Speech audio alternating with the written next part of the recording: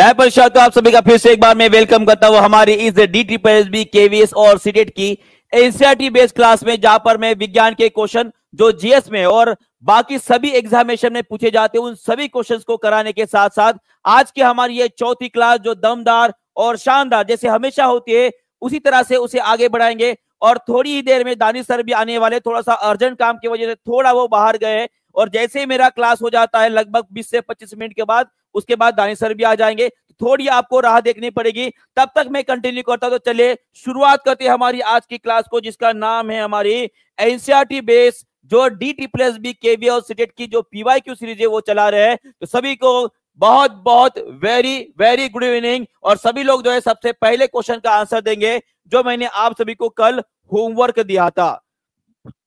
चलिए, राधे राधे जी, राधे राधे सबको, हर हर महादेव और वालेकुम अस्सलाम जी। चलिए सभी लोग जल्दी से जुड़ जाएंगे और आंसर देंगे हमारी इस जबरदस्त सेशन का। तो चलिए बताइए सबसे पहला क्वेश्चन जो मैंने आप सभी को कल होमवर्क दिया था। बहुत बढ़िया। निम्नलिखित में से कौन एक स्केलर राशि है? माने कि यहाँ पे बोला गया है आपको अदिश राशि के बारे में पूछा गया है। किसके बारे में? अदिश राशि के बारे में पूछा गया है। और अदिश राशि की अगर बात करेंगे तो इसका आंसर क्या रहेगा? आपका दूरी रहेगी। क्या रहेगी? दूरी। माने कि जो डिस्टेंस होता है वो आपका स्केलर क्वांटिटी होता है, और बाकी रहा आपका विस्थापन, वेलोसिटी माने कि वेग, और एक्सेलरेशन, ये सभी के सभी कैसे रहेंगे? आपकी वेक्टर क्वांटिटीज रहेगी, माने कि जिसे बोलेंगे हम सदिश राशियां बोलेंगे। अगर मैं आपको पूछूं कि स्केलर क्वांटिटी और जो वेक्टर क्वांटिटी होती है उन दोनों में मुख्य अंतर किसका है? तो वो मुख्य अंतर होता है आपके दिशा का। किसका? दिशा, माने कि जिसे बोलेंगे हम डायरेक्शन, जिसमें डायरेक्शन और मैग्नीट्यूड माने कि उसका जो मान है वो दोनों रहता है, उनको बोलेंगे हम वेक्टर क्वांटिटी। और जिसके अंदर दिशा नहीं होती है उसे बोलेंगे हम स्केलर क्वांटिटी। सभी लोग मुझे ये बताएंगे, अगर मैं आपको एक क्वेश्चन पूछूं तो सभी लोग मुझे बताएंगे कि जो मैग्नेटिक फील्ड होती है, माने कि चुंबकीय क्षेत्र होता है, जो चुंबकीय क्षेत्र होता है जिसे मैग्नेटिक फील्ड बोलते हैं, ये कौन से प्रकार की राशि है?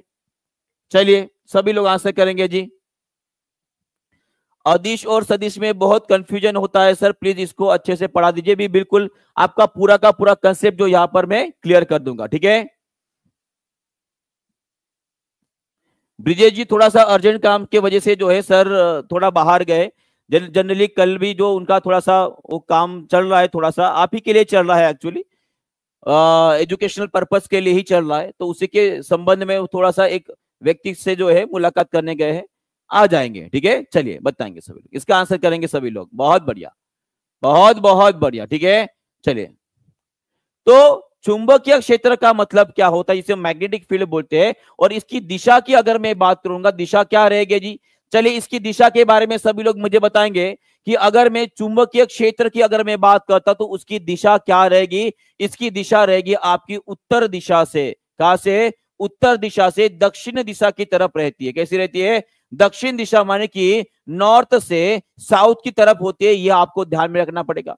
और इसीलिए इसमें मैग्नीट्यूड होता है और डायरेक्शन भी होता है, और इसीलिए क्या होता है जी? ये एक प्रकार की आपकी सदिश राशि है। कैसी राशि है? सदिश राशि, माने कि इसे ही बोलेंगे हम वेक्टर क्वांटिटी बोलेंगे। क्या बोलेंगे?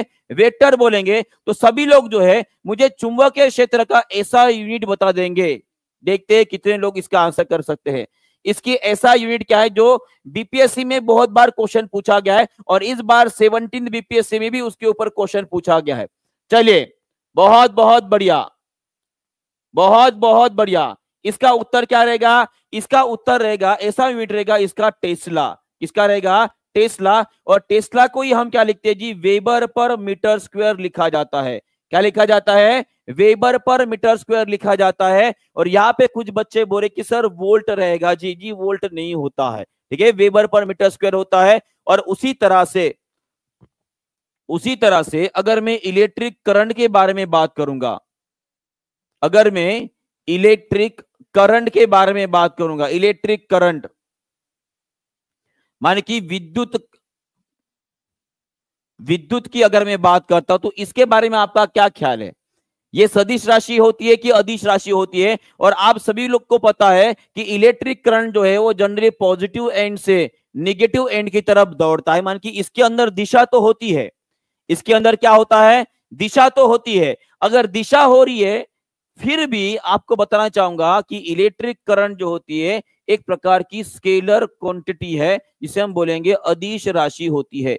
सर ये कैसे क्या हो गया है, ये कैसे और ऐसे क्यों हुआ है कि दिशा होने के बावजूद भी इलेक्ट्रिक करंट या विद्युत जो करंट होता है वो एक्चुअली अदिश राशि हो गई। मैं आपको बताना चाहूंगा कि अगर आप 11th और 12th के चैप्टर अगर पढ़ोगे तो वहां पे कोई भी राशि अगर वेक्टर क्वांटिटी होती है, अगर वो वेक्टर क्वांटिटी माने कि सदिश राशि होती है, तो वो वेक्टर लॉ जो होता है उस वेक्टर लॉ को फॉलो करती है, वेक्टर लॉ को फॉलो करती है। और मैं आपको बताना चाहूंगा कि इलेक्ट्रिक करंट जो होता है वो वेक्टर लॉ को फॉलो नहीं करता है, वो वेक्टर लॉ को फॉलो नहीं करता है। और इसी के वजह से इलेक्ट्रिक करंट में पॉजिटिव से लेकर निगेटिव की तरफ जो है वो चलने की क्षमता या दिशा होने के बावजूद भी वो कैसी होती है, स्केलर माने कि अदिश राशि होती है। कैसी होती है, अदिश राशि होती है। क्लियर है सभी को?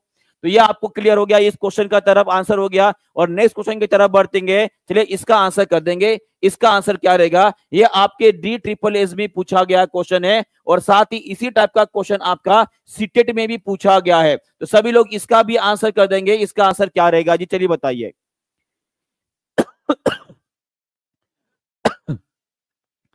लंबी दूरी को सटीक रूप से मापने के लिए किस उपकरण का उपयोग किया जाता है? बहुत बढ़िया, इसका उत्तर क्या रहेगा, इसका उत्तर रहेगा आपका ओडोमीटर। क्या रहेगा, ओडोमीटर उत्तर रहेगा। ठीक है, और ओडोमीटर, ओडोमीटर का मतलब क्या होता है, अगर आपने आपने गड्डी का अगर मीटर देखा है तो आपको यहाँ पे नजर आता है कुछ इस तरह से। तो यहाँ पे एक छोटा सा एक डिवाइस होता है जहां पे नंबर हमेशा बदलते रहते हैं, और यही डिवाइस जो है इसे ही बोलेंगे हम ओडोमीटर। क्या बोलेंगे, ओडोमीटर। और साथ ही साथ अभी तो डिजिटल मीटर आ गए हैं, बराबर है, जहां पर आपको कितनी आपकी गड्डी चली है वो अगर जानना है, तो जहां पर आपको अंतर कितना नापा है किसी गड्डी ने, तो वो अगर आप देख पा रहे हो तो वो है आपका ओडोमीटर। क्या है, ओडोमीटर। और उसी तरह से अगर कोई गाड़ी कितनी स्पीड से जा रही है वो देखा जाता है तो उसको बोला जाता है स्पीडोमीटर। तो कितने लोग मुझे ये बताएंगे कि ये ओडोमीटर क्या होता है? कोई मुझे बता सकता है कि ये ओडोमीटर क्या होता है? बहुत बढ़िया, ये ओडोमीटर क्या होता है? यहां पे मैंने ओडोमीटर आपको बता दिया, यहां पे हमने स्पीडोमीटर की बात कर ली, और उसी तरह से मैंने अभी यूडोमीटर की अगर मैं बात कर रहा हूं तो यूडोमीटर का मतलब क्या होता है? बहुत बहुत बढ़िया, ओडोमीटर का मतलब होता है, इसे बोला जाता है रेन गेज। क्या बोला जाता है? रेन गेज बोला जाता है। रेन गेज का मतलब होता है एक ऐसा यंत्र जो कितनी बारिश हुई, बारिश का पानी कितना आया है वो गिनने के लिए जो है इसे इस्तेमाल किया जाता है। बारिश नापी जाती है, ओडोमीटर से क्या नापी जाती है? बारिश नापी जाती है। क्लियर है सभी को? इसके बाद कुछ छोटे छोटे यंत्र है जिसके बारे में एक्चुअली थोड़ा थोड़ा पूछा जाता है हमारे एग्जामिनेशन में। जैसे कि जब कभी भी दूरी की बात आए तो दूरी नापने के लिए सबसे बड़ी इकाई कौन सी है अपने पास? सबसे बड़ी इकाई कौन सी है? सभी लोग कमेंट बॉक्स में लिखेंगे। ये क्वेश्चन जो है इंपॉर्टेंट है जी, ये क्वेश्चन इंपॉर्टेंट है और बहुत सारे एग्जामिनेशन में भी पूछा गया है। चलिए बताइए, सभी लोग आंसर करेंगे इसका।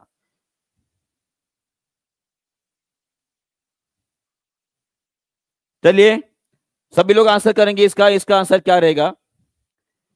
अगर बड़ी इकाई के बारे में पूछा जाए दूरी की, तो हाँ बहुत बढ़िया, इसका उत्तर रहेगा पारसेक। क्या रहेगा?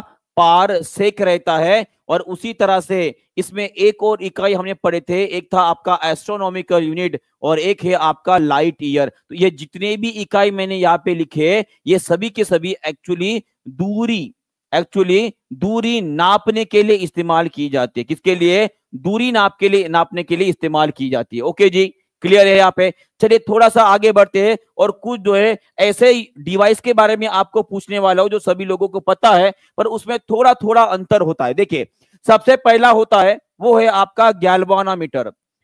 गैल्वानोमीटर, गैल्वानोमीटर का इस्तेमाल किस लिए किया जाता है? सभी लोग कमेंट बॉक्स में लिखेंगे। चलिए देखते हैं कितने लोग जो इसका सही उत्तर कर पाते हैं। मैं अगर आपको ऑप्शन दूं तो गैल्वेनोमीटर क्या करंट गिनने के लिए इस्तेमाल किया जाता है? Option number 2। क्या ये वोल्टेज गिनने के लिए इस्तेमाल किया जाता है? Option number 3। ये दोनों भी गिनने के लिए इस्तेमाल किया जाता है? या option number 4 none of above. क्या रहेगा? None of above. तो सभी लोग जो है इसका उत्तर करेंगे करेक्ट तरीके से, कोई भी गलत नहीं करेगा। चलिए बताइए जी, अगर मैं गैल्वेनोमीटर की अगर मैं बात कर रहा हूं तो क्या वो करंट गिनने के लिए इस्तेमाल किया जाता है, क्या वो वोल्टेज गिनने के लिए इस्तेमाल किया जाता है, या दोनों गिना जाता है, या कोई भी नहीं गिना जाता है? तो मोस्ट करेक्ट आंसर जो रहेगा वो जो बीपीएससी ने दिया है वो है आपका आंसर। इससे हम करंट भी गिन सकते हैं और इससे हम वोल्टेज भी गिन सकते हैं। तो यहाँ पे मैक्सिमम लोगों ने गलत कर दिया है। तो याद रखिएगा, गैल्वेनोमीटर से हम दोनों भी गिन सकते हैं और गैल्वेनोमीटर से गिना जाने वाला जो करंट होता है वो बहुत छोटा होता है।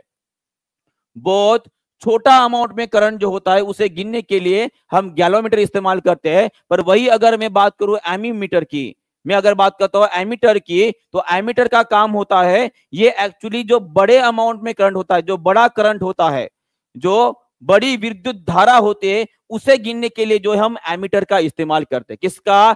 एमीटर का इस्तेमाल करते हैं। और तीसरा और इंपॉर्टेंट एक और डिवाइस है जिसे बोला हम वोल्ट मीटर। क्या बोलते हैं? Volt meter. और ये वोल्ट मीटर में किसका इस्तेमाल किया जाता है, सॉरी किसको गिना जाता है? तो वो गिना जाता है आपको वोल्टेज या विभवांतर जिसे बोलेंगे। क्या बोलेंगे?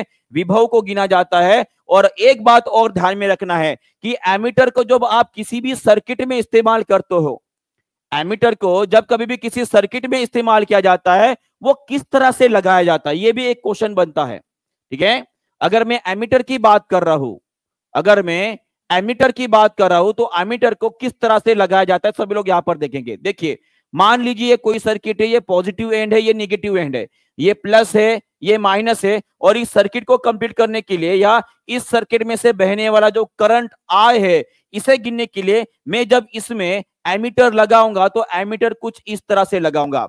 मान कि यहाँ पे कोई रेजिस्टेंस होगा तो इस केस में जो रेजिस्टेंस होता है, ठीक है, इससे या सर्किट से कितना करंट जा रहा है उस टाइम पे उसे गिनने के लिए एमीटर सीरीज में लगाया जाता है। किस में लगाया जाता है? सीरीज में लगाया जाता है। ये आपको ध्यान में रखना है।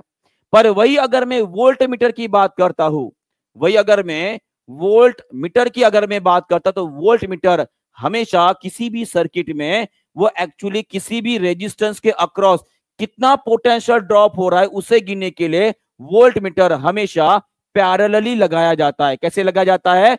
पैरेलल लगाया जाता है, समांतर लगाया जाता है। और ये लगाया जाता है आपके श्रेणी क्रम में लगाया जाता है, श्रेणी क्रम में लगाया जाता है और वो पैरेलल लगाया जाता है। याद रहेगा सभी को? सभी को याद रहेगा? चलिए बहुत बढ़िया है, आगे बढ़ते हैं। चलिए नेक्स्ट क्वेश्चन आप सभी के लिए, इसका भी आंसर कर देंगे। रीट 2012 में पूछा गया क्वेश्चन है। चलिए बताइए, एक्वेटिक एनिमल्स रिस्पायर थ्रू, ये इंपॉर्टेंट क्वेश्चन रहेगा जी। जो जलीय जंतु होते हैं वो किससे श्वसन करते हैं? चलिए बताइए, सभी लोग आंसर करेंगे जल्दी से। बहुत बढ़िया जी, बिल्कुल। किससे करेंगे? जो एक्वेटिक एनिमल्स होते हैं वो जनरली गिल्स, माने जो गलफड़े होते हैं इससे सांस लेते हैं। किससे लेते हैं? गलफड़ों से सांस लेते हैं। और एक बात मुझे बताएंगे सभी लोग, अगर मैं डॉल्फिन की बात कर रहा हूं, अगर मैं डॉल्फिन की बात कर रहा हूं तो डॉल्फिन ये एक्वेटिक एनिमल है क्या? क्या ये जलीय जंतु है? क्या ये जलीय जंतु है? यस और नो? जलीय जंतु है या नहीं? है या नहीं? जी बिल्कुल है। पर इसमें में अगर पूछा जाता है तो ये मैमल है। कैसा है? मैमल है, माने कि ये स्तनधारी होता है। कैसे होता है? स्तनधारी होता है। ये आपको ध्यान में रखना है, ठीक है। और ये जनरली इनके अंदर लंग्स होते हैं सांस लेने के लिए। और ये बुक्स लंग्स किसके अंदर होता है ये भी मैं आपको बताता हूं। अगर मैं एनसीईआरटी की बात करूंगा तो एनसीईआरटी में एक कुछ इस प्रकार का एक फिगर दिया हुआ है। अगर आप इसे बिल्कुल निहारोगे अच्छे से तो आपको नजर आएगा, सभी लोग याद रखेंगे, ये जो बुक लंग्स होते हैं ये एक्चुअली ब्रीथिंग वे है। किसके अंदर? स्पाइडर माने कि मकड़ी के अंदर। मकड़ी कहां से सांस लेती है, किससे श्वसन करती है? तो उसका आंसर रहेगा आपका बुक लंग। क्या रहेगा? Book, lung. और उसी तरह से अगर आपको पूछा जाता है ये कौन सा एनिमल है, तो ये है आपका स्पॉन्ज। क्या है? स्पॉन्ज। इसके अंदर ऐसा कोई ऑर्गन नहीं होता है कि जिसकी वजह से वो जो है, एमसीबी का फुल फॉर्म याद करवा दीजिए। एमसीबी गूगल में भी डाला तो वो भी बताता है, मिनिएचर सर्किट ब्रेकर। उसमें क्या याद करना है? ठीक है, हाँ चलिए ये हो गया आपका। तो यहाँ पे जो है पानी जो है वो नीचे से खींचा जाता है, ठीक है, नीचे से खींचा जाता है और ऊपर से निकाला जाता है। ये आउटफ्लो जो यहाँ पे नजर आ रहा है इसे बोला जाता है आपका ऑस्कुलम। सभी लोग कमेंट बॉक्स में लिखेंगे ऑस्कुलम। क्या होते हैं? ऑस्कुलम। इसको हिंदी में भी लिख देता हूं, ठीक है, ऑस्कुलम। ऑस्कुलम जो होते हैं इसके द्वारा जो स्पॉन्जेस होते हैं उनके अंदर में पानी का फ्लो चालू रहता है और उस पानी में डिजोल्व ऑक्सीजन या जो भी न्यूट्रिशन होता है वो एक्चुअली वहां से एब्सॉर्ब कर लेते हैं और ऑस्कुलम से बाहर निकल लेते हैं। ये आपको ध्यान में रखना है। मैं अगर बात करता हूं मुर्गी की, इंसान की, तो उनके अंदर होते हैं लंग्स, माने कि फेफड़े होते हैं। अगर मैं मछली की बात करता हूं, मछली के अंदर गिल्स होते हैं। और वही अगर किसी कीड़े की बात कर रहा हूं या कैटरपिलर की बात करूंगा, इंसेक्ट की बात करूंगा, तो इनके अंदर होते हैं आपके स्पिरिकल। इसे श्वास रंध्र बोला जाता है। क्या बोला जाता है? श्वास रंध्र बोला जाता है। ये स्पिरिकल पाए जाते हैं जनरली इंसेक्ट्स में। किन में पाया जाता है? इंसेक्ट्स में पाया जाता है, ठीक है। तो इतनी बातें आपको ध्यान में रखनी है। साथ में मैंने बीपीएससी में लास्ट टाइम एक क्वेश्चन कवर किया था, अगर आपको याद आ रहा है तो मैंने लंग्स ये टॉपिक जो है जनरल वीडियो में मैंने कवर किया था। वहां पे मैंने कुछ क्वेश्चंस मैंने आपको पूछे थे और आपने बहुत अच्छा रिस्पांस भी दिया था। चलिए सभी लोग मुझे बताएंगे, अगर मैं मेंढक की बात करता हूं, मेंढक कहां से सांस लेता है?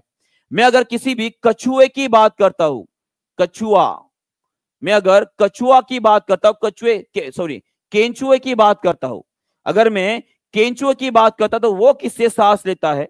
मैं अगर किसी मछली की तो बात होगी, मैं अगर किसी मानव की बात करता हूं तो वो कहां से सांस लेता है? ये सभी बातें आपको बताना है। अगर मैं मेंढक की बात कर रहा हूं, माने कि मैं बात कर रहा हूं उभयचरों की। किसकी बात कर रहा हूं? उभयचरों की बात कर रहा हूं। तो उभयचर जो सांस लेते हैं वो त्वचा और साथ साथ ये फेफड़े से भी सांस ले सकते हैं। किससे? फेफड़ों से भी सांस लेते हैं। ये भी आपको ध्यान में रखना है। और साथ में कुछ जो उभयचर ऐसे भी है कि जिनके अंदर गिल्स भी होते हैं, जिनके अंदर क्या होते हैं? गलफड़े भी होते हैं। उन वो गलफड़ों से भी सांस ले सकते हैं। ये भी आपको ध्यान में रखना है। अगर आगे जाकर के ऐसा क्वेश्चन आ गया कि जो उभयचर होते हैं वो कहां से सांस ले सकते हैं, तो उसका आंसर आपका त्वचा, उसका आंसर आपका फेफड़ा और उसका आंसर आपका गलफड़े भी रह गए। ये तीनों के तीनों ऑप्शन आपके सही रह गए। क्लियर है यहाँ पे? बहुत बढ़िया। केंचुओं की बात करूंगा तो वो उनकी त्वचा से सांस लेते हैं, ठीक है। अगर मैं मानव की बात करूंगा तो ये भी अपने फेफड़ों से सांस लेते हैं, फेफड़ों से उनका ब्रीथिंग चलता है। ओके, क्लियर है? चलिए बहुत बढ़िया, आगे बढ़ते हैं। ओके, नेक्स्ट क्वेश्चन लीक हो गया।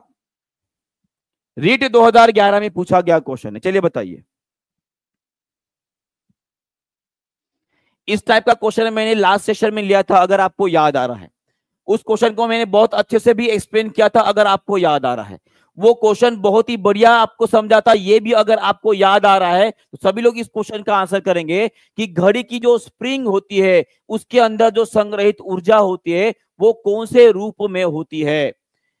बहुत बढ़िया, सभी लोगों ने सही उत्तर दिया है। वो होती है आपकी मैकेनिकल एनर्जी। और उसी एक मैकेनिकल ऊर्जा या यांत्रिक ऊर्जा का जो प्रकार है उसे बोलेंगे हम पोटेंशियल एनर्जी। क्या होती है? पोटेंशियल एनर्जी से बोलेंगे हम इलास्टिक पोटेंशियल एनर्जी होती है। बराबर है? बराबर है। और सभी लोग मुझे बताएंगे, मैं 3 स्टेजेस बताता हूं। पहला, जहां पे स्प्रिंग जो है अपनी नॉर्मल कंडीशन में है, स्प्रिंग जो है अपनी नॉर्मल कंडीशन में है, इसको किसी ने दबाया नहीं, कुछ नहीं किया। ऑप्शन नंबर बी, इसमें मैंने क्या कर दिया? स्प्रिंग को खींच लिया इस तरह से, ठीक है, ये वाली एक स्टेज है। और ऑप्शन नंबर सी, स्प्रिंग को मैंने भाई साहब दबा दिया कुछ इस तरह से। और मैंने आपको बोला है कि कौन से स्प्रिंग के अंदर पोटेंशियल एनर्जी या मैकेनिकल एनर्जी नहीं है। तो आपका आंसर क्या रहेगा? सभी लोग कमेंट बॉक्स में लिखेंगे। मैंने अगर आपको यह पूछा कि कौन से स्प्रिंग के अंदर यांत्रिक ऊर्जा या पोटेंशियल एनर्जी नहीं है, तो उसका आंसर आप क्या करोगे? सभी लोग इसका आंसर करेंगे। बहुत बढ़िया।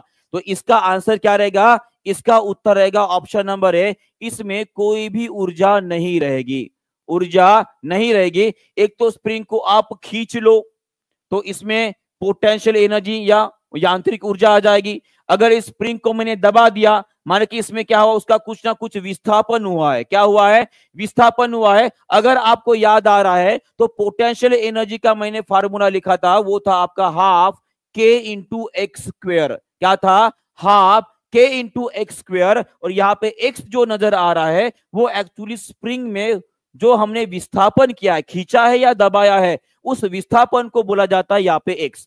ये विस्थापन अगर ज्यादा होता है तो उस स्प्रिंग के अंदर उसका पोटेंशियल एनर्जी जो एक यांत्रिक ऊर्जा के रूप में स्टोर किया गया है वो कांस्टेंट रहेगा। क्लियर है? चलिए बहुत बढ़िया, आगे बढ़ते हैं। और यहाँ पे आप देख पा रहे हो कि पहले के जमाने में घड़ी को जो है चाबी देना पड़ता था, बराबर है, और इस तरह से उसे घुमाकर इस तरह का एक स्प्रिंग होता था। और ये स्प्रिंग जब पूरी तरह से कॉम्प्रेस हो जाए उसके बाद आपकी घड़ी शुरू हो जाती थी, और ये धीरे धीरे स्प्रिंग जो है अपनी ओरिजिनल पोजीशन में आता था और अपनी घड़ी चलती रहती थी। और इसीलिए इस स्प्रिंग में जिस ऊर्जा को स्टोर किया जाता है उसे मैकेनिकल एनर्जी या यांत्रिक ऊर्जा भी बोला जाता है। क्लियर है? चलिए बहुत बढ़िया, आगे बढ़ते हैं। नेक्स्ट क्वेश्चन DSSB PRT में 2022 में पूछा गया क्वेश्चन है। चलिए बताइए, एकदम इजी क्वेश्चन है, सभी को इस क्वेश्चन को आना चाहिए। लास्ट टाइम एक क्वेश्चन में हमारी गड़बड़ी हुई थी, अगर आपको याद आ रहा है तो उस क्वेश्चन को मैं जो है कल दोहराऊंगा, ठीक है? उसे फिर से एक बार कल रिवाइज करेंगे जो हमारे लिए इंपॉर्टेंट रहेगा। चलिए बताइए इसका आंसर क्या रहेगा? त्वरण की एसआई इकाई क्या होती है? एक्सेलरेशन की एसआई इकाई क्या होती है जी? एक्सेलरेशन, एक्सेलरेशन माने की होता है त्वरण, और हमें पता है एक्सेलरेशन का मतलब क्या होता है जी? एक्सेलरेशन जिसे हम त्वरण के नाम से जानते हैं।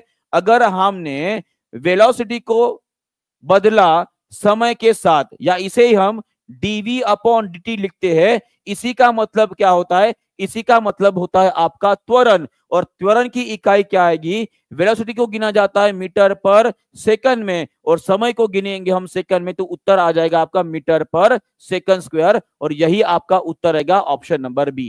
क्या रहेगा? Option number B is the correct answer. सभी लोग मुझे बताएंगे ये मीटर पर सेकंड किसकी इकाई है? चलिए बताएंगे, सभी लोग ट्राई करेंगे। ये मीटर पर सेकंड किसकी इकाई है?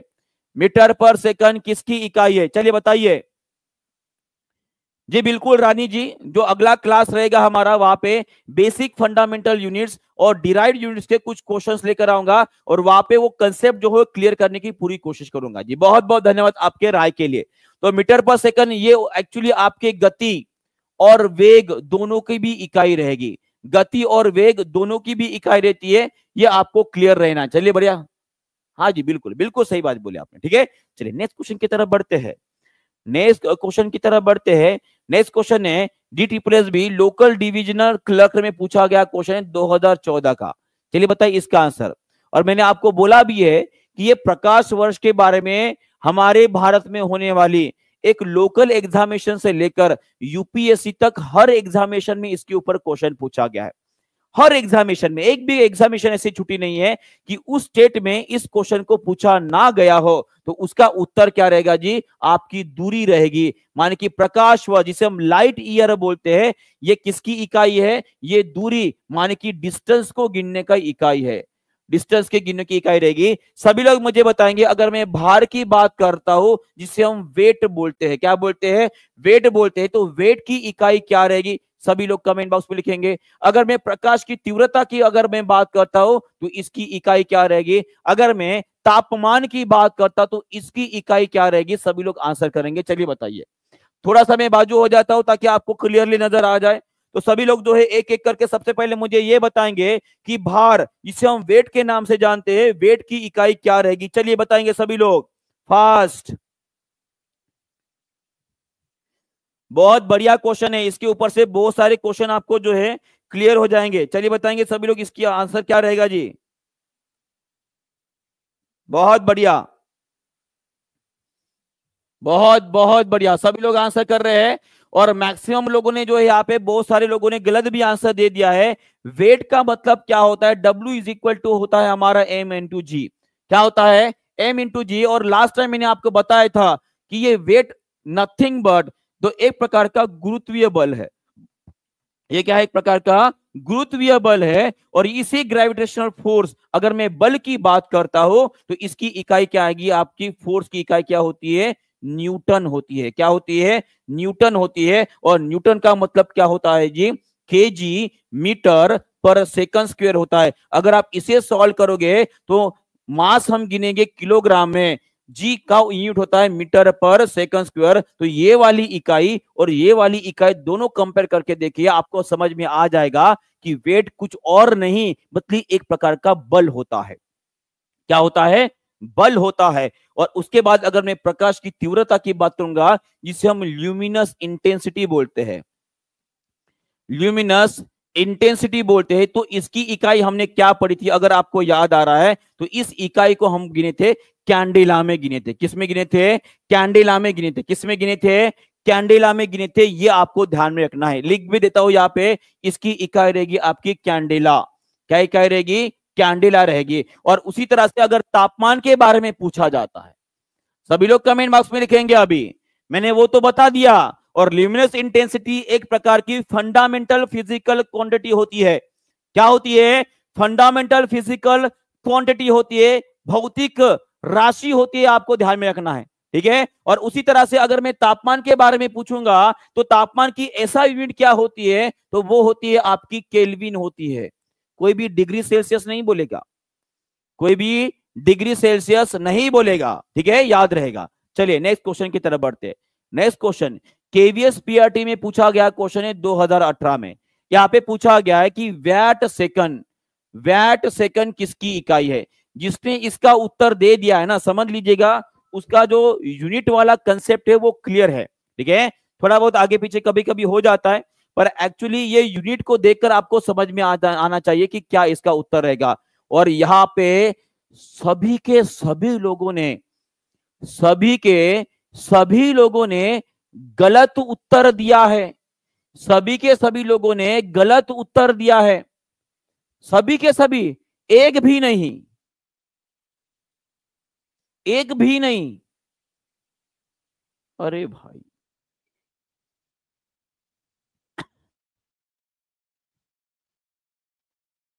अभी बदलो, अभी पलटी मारो, अभी मार लियो, पलटी मार लियो। पता है मुझे सभी लोग पलटी मारने वाले हैं, चलिए मार लो पलटी, बोल लो। अभी डी तो कैंसिल हो गया, बचा क्या? अभी ए बचा है, बी बचा है, सी बचा है। अब जो मारना है मार लो भाई साहब, मार लो।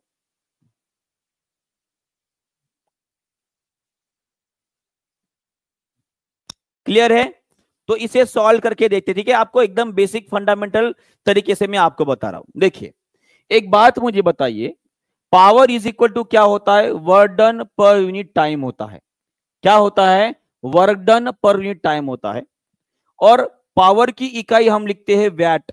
क्या लिखते हैं? वैट। वर्क डन या ऊर्जा जिसे बोलेंगे, इसकी इकाई होती है आपकी, क्या होती है जी? ये होती है आपकी जूल। क्या होती है? जूल। और ये टाइम लिखते हैं हम सेकंड में। क्या लिखते हैं? सेकंड में। और यहाँ पे आपको वैट सेकंड का मल्टीप्लिकेशन दिया है, तो अगर मैं वैट इंटू सेकंड अगर लिख रहा हूं तो आपको क्या मिल रहा है? आपको मिल रहा है जूल, मिल रहा है, जूली मिल रही है। क्या मिल रही है? जूली मिल रही है। तो एक बात मुझे बताइए, जूल या जूली में जो बात कर रहा हूं ये किसकी इकाई है? ये एक्चुअली आपकी कार्य की इकाई है। और तथा इसे हम बोलते हैं कि ये ऊर्जा की भी इकाई है। एक बात मुझे बताइए, यहाँ पे आपको कार्य नजर आ रहा है? बिल्कुल भी नहीं। आपको क्या नजर आ रहा है? आपको नजर आ रहा है ऊर्जा। तो आपकी इकाई क्या रहनी चाहिए? ऊर्जा रहनी चाहिए। क्या रहनी चाहिए? ऊर्जा रहनी चाहिए। और उसी तरह से इसके बारे में मैंने पहले भी बात की है। अगर मैं वैट मीटर की बात करता हूं तो वैट मीटर एक ऐसा डिवाइस है जो क्या गिनता है जी? ये गिनता है आपका ऊर्जा, जिसे हम एनर्जी मीटर बोलते हैं। क्या बोलते हैं? Energy meter. एनर्जी मीटर जिसके वजह से, एनर्जी मीटर जो आपके घर में लगा है और आपको हर महीने का बिल आता है। और वो बिल किस में गिना जाता है? लास्ट टाइम मैंने आपको बोला था कि अगर हम इंडस्ट्रियल माने कि औद्योगिक स्तर पर ऊर्जा को गिनने के लिए इकाई कौन सी इस्तेमाल की जाती है? तो किसी को ये क्वेश्चन याद आ रहा है क्या, जो मैंने लास्ट टाइम कवर किया था? किसी को याद आ रहा है? मैंने आपको बोला था कि औद्योगिक स्तर पर जब ऊर्जा को गिना जाता है तो उसके लिए कौन सी इकाई इस्तेमाल की जाती है? बहुत बढ़िया, उसको इस्तेमाल किए जाते यूनिट को गिना जाता है, यूनिट बोला जाता है उसे। और 1 यूनिट का मतलब क्या होता है? 1 किलोवाट आवर होता है। क्या होता है? 1 किलोवाट आवर होता है। अभी समझ में आ गया है? और इसी किलोवाट आवर को अगर मैंने वैट सेकंड लिख लिया तो इसमें क्या बदलाव है? क्या बदलाव है? किलोवाट को वैट कर दिया, आवर जो पहले घंटे में था भाई साहब उसे सेकंड में लिख लिया। और ये किसकी इकाई है? ये आपकी ऊर्जा की इकाई है, जो आप सभी को पता है। क्लियर है? चलो आगे बढ़ते नेक्स्ट क्वेश्चन की तरफ। एनवीएस पीजीटी 2019 में पूछा गया क्वेश्चन है। चलिए बताइए, इसका आंसर करेंगे सभी लोग। सभी लोग इसका आंसर करेंगे। इसका आंसर क्या रहेगा जी? चलिए फास्ट।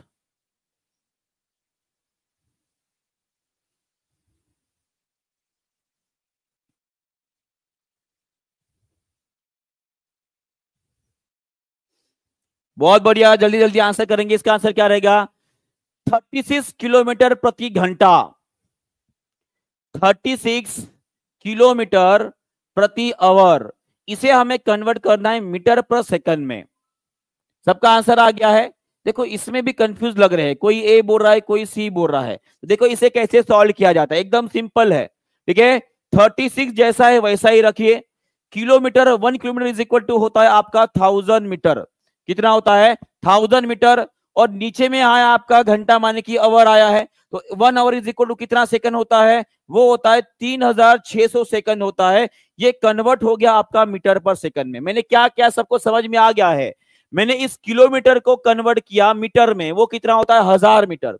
और अगर मैं 1 आवर की, माने कि 1 घंटे की अगर मैं बात करता हूं, तो 1 घंटा बराबर कितना सेकंड होता है? वो होता है आपका 3600 सेकंड होता है। बस हो गया, आपका आंसर आ गया। इसे अगर आप सॉल्व करोगे तो 36 36 यहाँ पे कैंसिल हो गया, यहाँ पे बचा 100 में से 2 जीरो यहाँ पे कैंसिल हुआ। आंसर कितना आया जी? आंसर आया आपका 10 मीटर पर सेकंड आया। क्या आया? 10 मीटर पर सेकंड आया। किसी को कुछ डाउट? किसी को कुछ डाउट? क्लियर है? क्लियर है?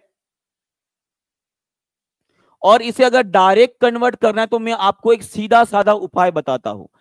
जब कभी भी किलोमीटर आवर को अगर आपको मीटर पर सेकंड में कन्वर्ट करना है, तो यहां पे जो आंकड़ा आपको दिया है इसे सिंपली आपको क्या करना है? 18/5 से मल्टीप्लाई करना है, वो आपका मीटर पर सेकंड में आ जाएगा। क्या दिया है? जो भी आपको आंकड़ा दिया है उसे आपको 18, सॉरी उल्टा हो गया, इसे जो है आपको 18/5 नहीं जी, ये होता है आपका 5/18 से मल्टीप्लाई कर दीजिए। ये आपका डायरेक्टली मीटर पर सेकंड में कन्वर्ट हो जाएगा। कैसे? देखो यहाँ पे अगर मैं 36 किलोमीटर पर आवर की बात करता हूं, तो 36 और आपको 5/18 से मल्टीप्लाई करना है। 18 दूना 5 दूना 10 मीटर पर सेकंड। खत्म, खलास, दी एंड। समझ में आ गया है? ये एकदम इजी वाला है और शायद आपको पवन सर ने भी बताया है। ठीक है, इसमें ज्यादा डिस्कस नहीं करते। चलिए नेक्स्ट क्वेश्चन। DTPSB PRT 2022 में पूछा गया क्वेश्चन है। चलो इसका भी आंसर कर देंगे। 10 किलोग्राम द्रव्यमान की एक वस्तु 2 मीटर पर सेकंड के एक समान वेग से गतिशील है। वस्तु की गतिज ऊर्जा क्या रहेगी? यहाँ पे आपको पूछा गया है काइनेटिक एनर्जी कितनी रहेगी। यहाँ पे आपको पूछा गया है काइनेटिक एनर्जी कितनी रहेगी, जहां पे आपको 10 किलोग्राम मास बराबर 10 किलोग्राम दिया है और उसकी जो गति है, जो वेग है, वो दिया है आपको 2 मीटर पर सेकंड। और आपको पूछा जाए काइनेटिक एनर्जी पूछी गई है, तो इसे आप आराम से सॉल्व कर पाओगे। फार्मूला आप सभी को पता है। काइनेटिक एनर्जी का फार्मूला क्या होता है? वो होता है half m into v square होता है। हाफ m कितना दिया है? m दिया है 10 किलोग्राम और v 2 का स्क्वायर आ जाएगा। यहाँ पे 1 1 2 कैंसिल हो जाए, आंसर आएगा आपका 10। 10 गुना में 2 मान के आ जाएगा 20। 20 क्या आएगा? 20 जूल आएगा। क्या आएगा? 20 जूल आएगा। मान के आंसर नंबर ए जो है आपका करेक्ट है। बहुत बढ़िया, और मैक्सिमम लोगों ने सही उत्तर भी दे दिया है। सही है। चलिए आगे बढ़ते हैं। Next question. एनवीएस पीजीटी 2019 और उसी तरह से एनवीएस पीजीटी 2019 दो शिफ्ट में पूछा गया क्वेश्चन है। इसका भी आंसर कर देंगे सभी लोग। चलिए बताइए इसका आंसर क्या रहेगा? Fast. Nucleus of a cell is surrounded by the jelly like substance.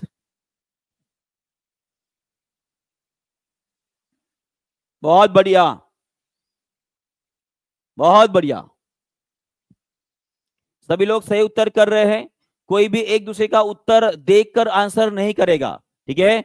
अपनी ईमानदारी अपने पास, अपना नॉलेज अपने पास, क्योंकि वहां पे एग्जाम में जाने के बाद बस आपकी ईमानदारी ही है जो आपको पास करा सकता है। तो पहले से ही ईमानदारी को लेकर चलो, तो वहां जाकर आपकी ईमानदारी आपके काम आ जाएगी। ओके, हाँ, बहुत बढ़िया। इसका आंसर क्या रहेगा? साइटोप्लाज्म बोल रहे हैं सभी लोग, तो मैं भी मान लेता हूं। तो आपका आंसर क्या रहेगा जी? आपका आंसर रहेगा आपका साइटोप्लाज्म। क्या रहेगा? साइटोप्लाज्म बिल्कुल सही है, ठीक है। तो हमने क्या पढ़े हैं? हमने ये पढ़े हैं कि जब कभी भी किसी कोशिका की अगर मैं बात करता हूं, तो ये हो गया आपका न्यूक्लियस। सेंटर में क्या दिखाई दे रहा है? ये हमारा कोशिका का केंद्रक है। ये कोशिका का केंद्रक है, और इस केंद्रक के आजू बाजू एक मेम्ब्रेन होता है।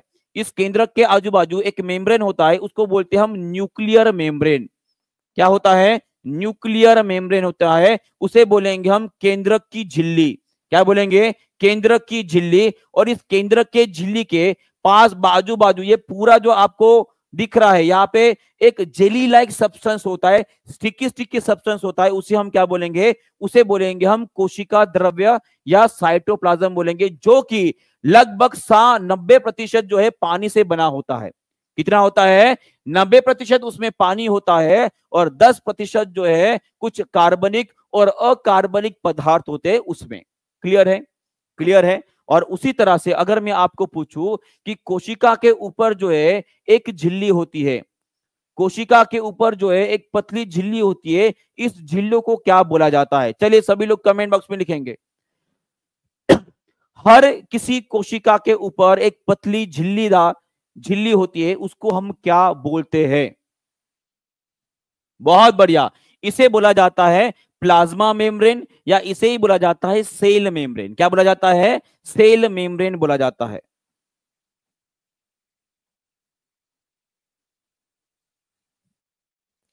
कोशिका झिल्ली, उसे क्या बोलेंगे? कोशिका झिल्ली। और अगर मैं कुछ ऐसे जीवों की बात करूंगा कि जिसके इस सेल मेम्ब्रेन के ऊपर भी एक झिल्ली होती है, उस झिल्ली को हम क्या बोलते हैं? इसे बोलते हैं सेल वॉल। क्या बोलते हैं? Cell wall. और ये सेल वॉल जो है हर किसी कोशिका के ऊपर नहीं होती है। हम मानव शरीर के ऊपर, या जो यूकैरियोटिक एनिमल्स होते हैं जनरली उसमें जो एनिमल्स होते हैं, उस एनिमल्स की कोशिका के ऊपर जो है सेल वॉल नहीं होती है, कोशिका भित्ति जिसे बोलते हैं वो नहीं होती है। तो सभी लोग मुझे कमेंट बॉक्स में ये लिखकर बताएंगे कि ये कोशिका झिल्ली कौन कौन से जीवों के अंदर पाई जाती है। मैं अगर सेल वॉल की बात करता हूं, मैं अगर सेल वॉल या कोशिका भित्ति की अगर मैं बात करता हूं, कोशिका भित्ति की अगर मैं बात करता हूं, तो ये कोशिका भित्ति या सेल वॉल कौन कौन से ऑर्गेनिज्म के अंदर पाए जाते हैं? तो सबसे पहला ऑर्गेनिज्म और पहला जीव जो है वो है आपके पौधे, वो है आपके पौधे। दूसरा जीव रहेगा हमारा बैक्टीरिया, या जिसे बोलेंगे हम जीवाणु। और तीसरा जीव जो है वो रहेगा आपका कौन रहेगा? वो रहेगा आपका फंगस। फंगस जिसे हम क्या बोलेंगे? कवक बोलेंगे। और उसी तरह से जो अलगी होती है, अलगी माने कि जो शैवाल होते हैं, उनके कोशिका के ऊपर भी आपको कुछ प्रमाण में या कुछ कोशिका के ऊपर जो है आपको सेल वॉल नजर आती है। तो सभी के सभी लगभग, ठीक है, सिर्फ एनिमल्स को अगर छोड़ दे, ठीक है, प्रोटिस्टा ग्रुप को अगर छोड़ दे, तो उन सभी के ऊपर क्या होता है? आपकी कोशिका झिल्ली होती है। और बहुत बढ़िया, यहाँ पे सभी लोग आंसर भी लिख रहे हैं। तो एक काम करेंगे, सभी लोग कमेंट बॉक्स में आंसर लिखेंगे, ठीक है। जब हमारा ये क्लास पूरा हो जाएगा, उसके बाद जो कमेंट बॉक्स यहाँ पे एक्टिव रहेगा, वहां पे सभी लोग कमेंट बॉक्स में आंसर लिखेंगे कि पौधों के अंदर जो सेल वॉल होती है वो किससे बनी होती है जी? कोई बता सकता है क्या किससे बनी होती है? चलिए सभी लोग आंसर करेंगे कमेंट बॉक्स में। पौधों के ऊपर जो सेल वॉल या कोशिका भित्ति होती है वो किससे बनी होती है? जल्दी जल्दी, फास्ट। बहुत बढ़िया, बहुत बहुत बढ़िया। वो बनी होती है आपकी सेलुलोज से बनी होती है। किससे बनी होती है? सेलुलोज से बनी होती है। क्या होती है? सेलुलोज से बनी होती है। और यही सेलुलोज जो होता है हमारे मानव शरीर में इसका पाचन नहीं होता, इसका पाचन होता है क्या? नहीं होता है। पर यही सेल्यूलोज एज ए फाइबर करके काम करता है हमारे शरीर के अंदर, जो हमारी जो आंत होती है, छोटी आंत, बड़ी आंत, उसकी साफ सफाई करने का काम करती है, पाचन में मदद करती है। क्लियर है? और उसी तरह से अगर मैं जीवाणु की बात करूंगा तो जीवाणु के अंदर किससे बनी होती है? वो बनी होती है आपकी पेप्टिडोग्लाइकेन से बनी होती है। किससे बनी होती है जी? वो बनी होती है आपकी पेप्टिडोग्लाइकेन से बनी होती है। और वही अगर मैं फंगस की बात करूंगा तो फंगस तो आप सभी को पता है, फंगस के ऊपर कवक जो होता है वो होता है आपका काइटिन से बना होता है। किससे बना होता है? काइटिन। और जनरली अर्गी की बात करूंगा तो फिर से इसके ऊपर सेलुलोज का मेम्ब्रेन आ जाएगा। क्लियर है आपको? बहुत बढ़िया। चलिए आगे बढ़ते हैं। और कोशिका के अंदर क्या क्या पाना जी? बिल्कुल, ये बहुत इंपॉर्टेंट क्वेश्चन है, ये बहुत ही इंपॉर्टेंट क्वेश्चन है। अगर आपको पूछा जाता है, अगर आपको पूछा जाता है कि सबसे पहली कोशिका का खोज किसने की थी, किसने डिस्कवरी की थी, तो याद रखिएगा उनका नाम है, उस वैज्ञानिक का नाम है रॉबर्ट हुक। और ये रहे रॉबर्ट हुक, जो आपके चाचा जी का लड़का है। ठीक है, चाचा जी का लड़का है, चाचा जी के लड़के का लड़का है। तो ये है आपके रॉबर्ट हुक, जिन्होंने सबसे पहली सेल्स जो नॉन लिविंग सेल थी, माने कि मरी हुई सेल, जो डेड सेल जिसे बोलेंगे, उसके बारे में बताया था। अगर आपको पूछा जाता है कि सबसे पहली जीवित कोशिका के बारे में बताने वाले वैज्ञानिक कौन है, देखते हैं कितने लोग इसका सही उत्तर कर पाते हैं। अगर मैंने आपको पूछा, इसे फादर ऑफ साइटोलॉजी भी बोला जाता है, फादर ऑफ साइटोलॉजी। साइटोलॉजी का मतलब क्या? जहां पे कोशिकाओं का अध्ययन किया जाता है। बराबर है, बहुत बढ़िया जी। सबसे पहले वैज्ञानिक जिन्होंने जीवित कोशिका के बारे में बताए थे वो थे आपके लिवोन हुक। कौन थे? लिवोन हुक। ये आपको ध्यान में रखना है। कौन थे वो? लिवोन हुक थे। और ये पहले वैज्ञानिक थे जिन्होंने मानव शरीर की सबसे बड़ी कोशिका और सबसे छोटी कोशिका को देखा था। सर आपने क्या बोल दिया? तो सभी लोग मुझे कमेंट बॉक्स में मुझे बताएंगे कि मानव शरीर के अंदर पाए जाने वाली जो सबसे बड़ी कोशिका है और सबसे छोटी कोशिका है वो कौन सी कोशिका है? चलिए बताएंगे सभी लोग। चलिए, बहुत बढ़िया। सबसे बड़ी कोशिका बोला मैंने, सबसे लंबी नहीं बोला है। ठीक है, सबसे बड़ी कोशिका अगर पाई जाती है वो पाई जाती है महिलाओं के अंदर। इसका नाम क्या? इसे हम ओवम बोलते हैं। क्या बोलते हैं? ओवम बोलते हैं। और सबसे छोटी कोशिका जो होती है वो पाई जाती है जनरली पुरुषों के अंदर, वो होती है हमारी स्पर्म सेल। स्पर्म सेल माने जिसे बोलेंगे हम शुक्राणु बोलेंगे। क्या बोलेंगे? शुक्राणु बोलेंगे। और उसी तरह से सभी लोग मुझे ये भी बता देंगे कि पूरे हमारे पृथ्वी के ऊपर फिलहाल में ऐसी कौन सी कोशिका है जो सबसे छोटी कोशिका है? दुनिया में सबसे छोटी कोशिका, देखते कितने लोगों को याद आता है। दुनिया में सबसे छोटी कोशिका कौन सी रहेगी? तो वो है आपका माइकोप्लाज्मा की है। किसकी है? माइकोप्लाज्मा की। और ये माइकोप्लाज्मा एक प्रकार का ऐसा जीवाणु है, ऐसा जीवाणु है जिसके शरीर के ऊपर सेल वॉल नहीं होता है। सेल वॉल नहीं होता है। विदाउट सेल वॉल या without any cell wall, the smallest living single cell is known as the mycoplasma. That was nothing but one type of bacteria. वो क्या है जी? एक प्रकार का बैक्टीरिया है। क्लियर है? क्लियर है? चलिए बहुत बढ़िया, आगे बढ़ते हैं। और अगर मैं बात करता हूं किसी भी कोशिका के अंदर की, तो कोशिका के अंदर लगभग 70 से 80% पानी पाया जाता है। उसके बाद carbohydrate, lipid, protein, electrolytes. Electrolytes में सबकी सभी जो आपके मिनरल्स रहेंगे, जो खनिज तत्व होते हैं, वो उनमें पाए जाते हैं। और सबसे ज्यादा महत्वपूर्ण बात यह होती है कि पानी कितना होता है? 70 से 80% होता है। ये आपको ध्यान में रखना है। ठीक है, चलिए आगे बढ़ते हैं। नेक्स्ट क्वेश्चन आप सभी के लिए, सब लोग इसका आंसर कर देंगे। चलिए बताइए इसका आंसर क्या है? कोशिका के ऊपर के कुछ क्वेश्चंस आपको रिवाइज कर रहा था, यहाँ पे सभी लोग इसके भी आंसर कर देंगे। बताइए इसके आंसर क्या रहेगा जी? पहला बोला गया कि कोशिका की खोज किसने की? तो कोशिका की खोज किसने की? वो की थी रॉबर्ट हुक जी ने। किसने की थी? रॉबर्ट हुक जी ने की थी। चलिए सेकंड क्वेश्चन की तरफ बढ़ते हैं। इसका आंसर कर देंगे, निम्नलिखित में से किसे कोशिका का ऊर्जा घर बोला जाता है? फास्ट, जल्दी जल्दी आंसर करेंगे सभी लोग। ऊर्जा घर माने कि जिसमें ऊर्जा बनाई जाती है, वो किसे बोला जाता है? अगर मैं बात करता हूं वायवीय श्वसन की, मैं अगर बात करता हूं वायवीय श्वसन की, तो सभी ने आंसर तो दे दिया होगा कि वायवीय श्वसन में जो माइटोकॉन्ड्रिया होता है, इसे बोला जाता है powerhouse of the cell.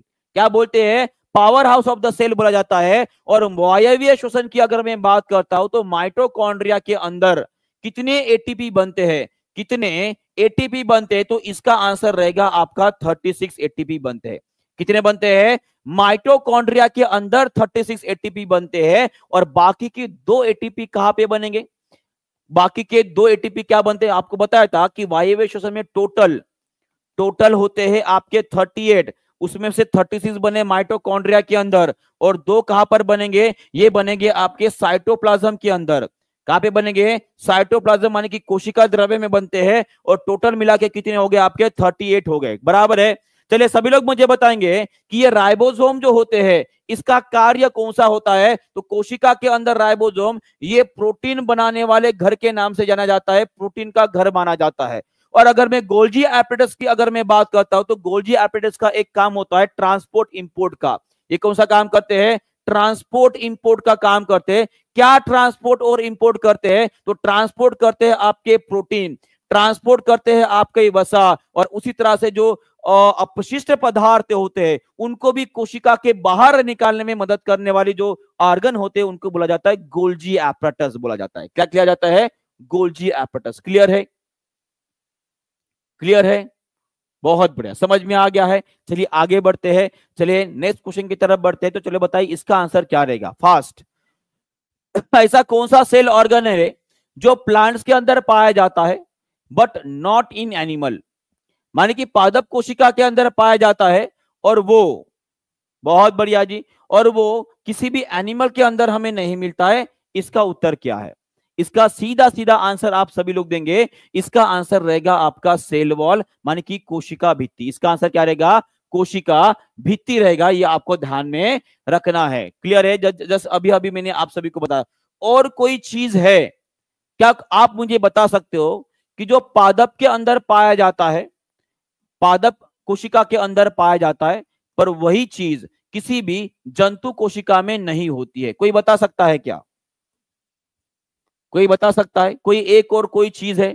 जी बहुत बढ़िया, सेल वॉल हो गई। और कोई चीज है?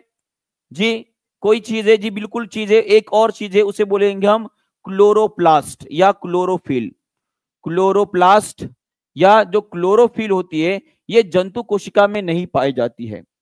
और उसी तरह से दूसरी एक और बात मैं आपको क्लियर करना चाहूंगा कि जो रिक्तिका होती है, जो रिक्तिका होती है या जिसे बोलते हैं हम वैक्यूल, क्या बोलती है? वैक्यूल बोलते हैं। ये वैक्यूल का आकार जो होता है पादप में बहुत बड़ा होता है, बहुत बड़ा होता है। लगभग 70 से लेकर 90% की जगह जो होती है कोशिका की, पादप कोशिकाओं की, वो रिक्तिका द्वारा लिया जाता है।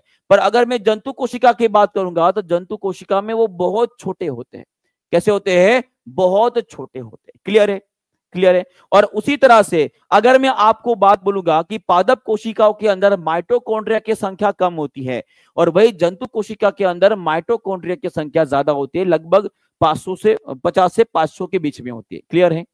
चलिए बहुत बढ़िया, आगे बढ़ते हैं, नेक्स्ट क्वेश्चन की तरफ बढ़ेंगे। पर उसके पहले आप सभी के लिए, जैसे हमने वादा किया है, मैं तो सिर्फ विज्ञान का वादा किया है, पर दानिश सर ने उस विज्ञान के वादे को और ज्यादा बड़ा कर दिया है। दानिश सर ने, जैसे मैं आपको बोला था कि कल कंप्लीट जीएस की में हमारे ओर से एक मैराथन रहेगी, कंप्लीट जीएस, पूरा का पूरा जीएसआर कल जो है कवर कर लेंगे। काजल मैम जो आपको रीजनिंग के क्वेश्चन कराएंगे, जबरदस्त क्वेश्चन। पवन सर जादूगर है भाई, मैथ्स के, गणित के जादूगर है, वो आपको पूरे के पूरे मैथ्स के क्वेश्चन कराएंगे। दानिश सर का क्या कहना भाई साहब, ठीक है, वो तो आप सभी को पता है, ठीक है। और ये रहे आपके कुलदीप सर, जबरदस्त क्वेश्चन कराएंगे विज्ञान के। और ये रही हमारी प्यारी सी मोना मैम जो आपको ईवीएस के क्वेश्चन कराएंगे। माने कि पूरा का पूरा बीपीएससी में पूछा जाने वाला जो जीएस का पेपर है कल आपके एक मैराथन में कवर करने की कोशिश करेंगे। साथ में आपको बता दूं कि ये लाइव ओनली क्लास रहेगा। क्या रहेगा? ये आपका लाइव ओनली क्लास रहेगा। तो अगर जिसे भी इस क्लास का फायदा लेना है कल ले लो, दोबारा नहीं मिलेगा। कल ले लो, दोबारा नहीं मिलेगा। और इसके ऊपर जो है आप सभी को फ्री में मॉक टेस्ट भी मिलेगी, फ्री में मॉक टेस्ट भी रहेगी। ये टेस्ट उसी को मिलेगा जो लाइव क्लास करेगा, ये टेस्ट उसी को मिलेगा जो लाइव क्लास करेगा। क्लियर है? सभी को समझ में आ गया है? बहुत बढ़िया। और ये मैराथन जो है ठीक 12 बजे से शुरू होगा और लंबा लगभग 5-6 बजे तक चलेगा। ये आपके ऊपर निर्भर करता है कि आप आज रात को कितना डेटा बचाते हो और कल उसका इस्तेमाल करोगे। क्लियर है? सभी लोग तैयार है? सभी लोग तैयार है? अगर तैयार हो तो एक साथ आज के कमेंट बॉक्स में लिख दीजिएगा कि कल सर मैं तैयार रहूंगा और ठीक 12 बजे से लेकर जितना भी लंबा क्लास लीजिए हम तैयार बैठे, और साथ में मॉक टेस्ट जो रहेगा उसमें जो सबसे ज्यादा मार्क्स लेंगे उनके नाम भी हम घोषित करेंगे। क्लियर है? क्लियर है? चलिए बहुत बहुत बढ़िया। और ये नेक्स्ट क्वेश्चन जो है ये तो भाई साहब लीक हो गया, एग्जाम के पहले ही क्वेश्चन लीक हो गया। चलो कोई बात नहीं है, तो सभी लोग इस क्वेश्चन का आंसर जो है वो कमेंट बॉक्स में लिख देंगे। ये कमेंट बॉक्स में लिख देंगे और ये आप सभी के लिए क्या रहेगा जी? होमवर्क रहेगा। क्या रहेगा? होमवर्क रहेगा। सभी लोग इस क्वेश्चन का आंसर कमेंट बॉक्स में लिख देंगे, ये चेक करेंगे और कल फिर मिलते हैं हमारे उस जबरदस्त सेशन पर जहां पर पूरा का पूरा बीपीएससी का जीएस कवर कर देंगे। क्लियर है? जो तैयार है वो आएगा। लाइव ओनली क्लास रहने वाले और साथ में आपको आखिर में जैसे क्लास हो जाता है उसके बाद आपको टेस्ट भी मिलेगी फ्री में। ठीक है? जो क्लास करेगा उसी को मिलेगी। तो कल हमारा टारगेट रहेगा कम से कम 5000 बच्चा। ये आपके ऊपर निर्भर रहेगा। 5000 स्टूडेंट कल लाइव आने चाहिए, ये आपके ऊपर निर्भर रहेगा। जितना भी शेयर कर सकते हो, जहां तक भी शेयर कर सकते हो शेयर कर लो, और कल ये हम टारगेट पूरा करके ही दम लेंगे। तो कल मिलते हैं ठीक 12 बजे। पवन सर के क्लास के साथ शुरुआत करेंगे और काजल मैम के साथ खत्म करेंगे। ठीक है? तो कल मिलते हैं अपने इस जबरदस्त सेशन में। Thank you very much. Goodbye, God bless you all and take care. Bye.